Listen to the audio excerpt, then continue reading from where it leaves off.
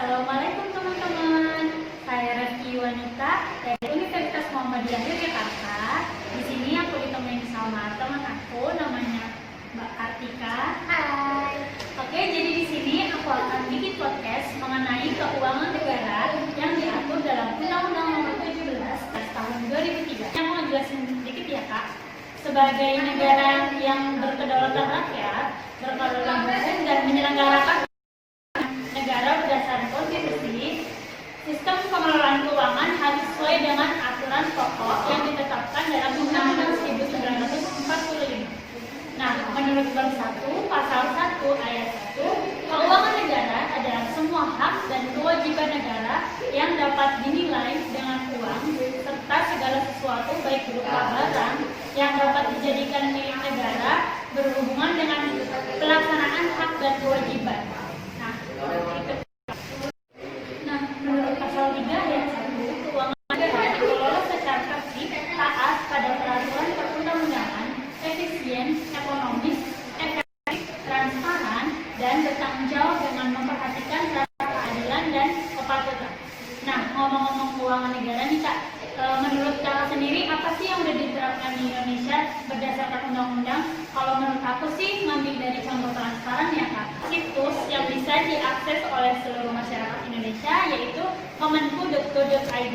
Nah, di sini semua data-data laporan APBN itu ada Kak di sini. Setuju banget sih Kak, kalau transparan, Indonesia itu udah transparansi. Soalnya Menteri Keuangan Ibu Sri Mulyani itu udah punya sosial media, contohnya Instagram. Di situ Ibu Sri Mulyani juga maparin kebijakan moneter, kebijakan fiskal, dan APBN-nya tuh dibuat apa aja gitu. Setuju sih kalau udah transparan. Jadi buat ini apa aja baca di Instagramnya Ibu Sri Mulyani juga ternyata ada guys.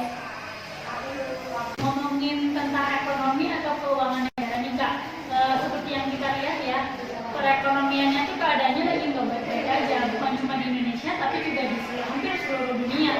Kemudian pemerintah kan ngadain kayak bansos, terus kartu prakerja. Cara itu gimana sih? Benar sih, pernyataan yang ekonomi sendiri baru nggak baik-baik saja. Hampir di seluruh negara pun mengalami ekonomi yang terpuruk ya. Contohnya resesi yang sudah dialami Singapura dan Malaysia. Dan saat ini pun kita juga terancam resesi.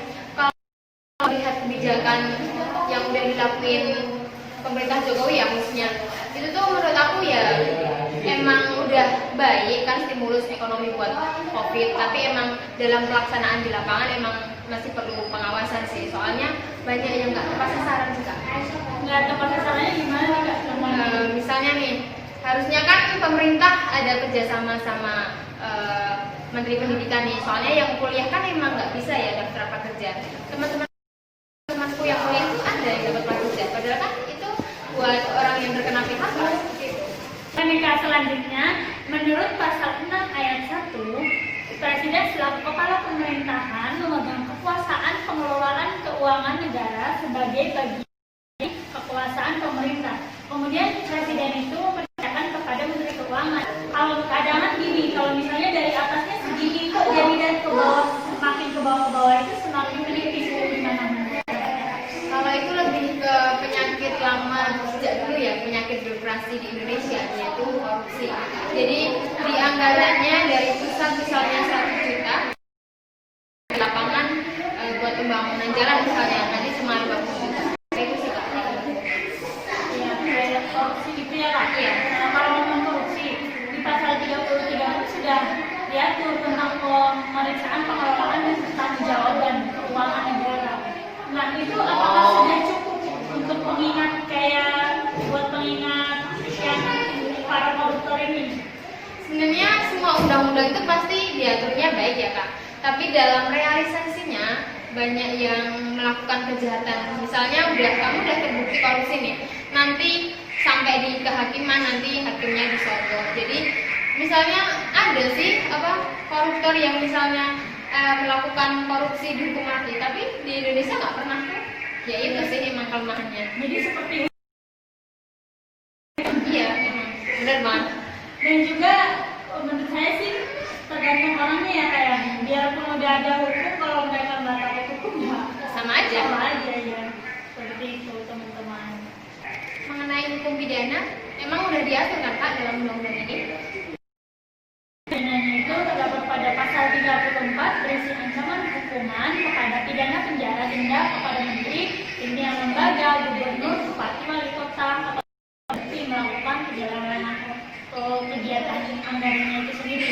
Kemudian dalam pasal 35 juga sudah dijelaskan bahwa barang siapa yang korupsi itu harus mengganti kerugiannya Kak. Ini juga dalam pasal 23 ayat 1 itu pemerintah pusat dapat memberikan hibah atau pinjaman kepada negara lain atau menerima hibah juga, menerima pinjaman juga atas persetujuan DPR.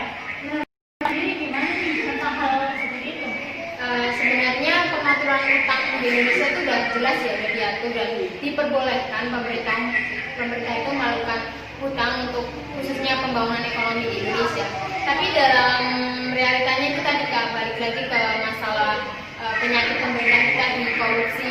Sebenarnya sah-sah aja dan menurutku juga halal kok utang digunakan pemerintah untuk membangun negara Indonesia. Negara lain, Cina itu juga punya utang yang gak kalah besar kok sama kita. Tapi mereka negara itu tuh bagus, jadinya benar-benar utang itu dimanfaatkan untuk mengelola negaranya. Nah, kalau di Indonesia sendiri tiap tahun meningkat, nggak tepat sasaran itu tadi. Ya jadi kayak seperti nggak ada perubahannya, malah makin menumpuk utangnya.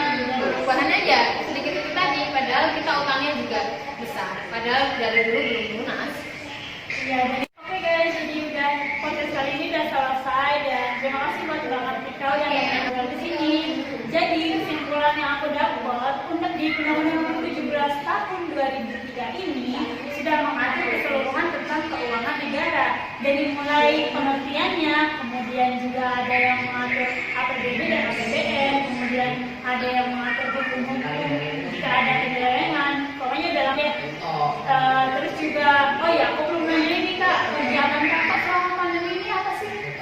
Ya sama kayak Pak Jokowi ya. Biasanya rapat tatap muka dan sekarang dilakukan secara online. Aku pun kuliah juga online. Ya kayak gitu ya Kak. Jadi semua orang ini kena dampaknya ya.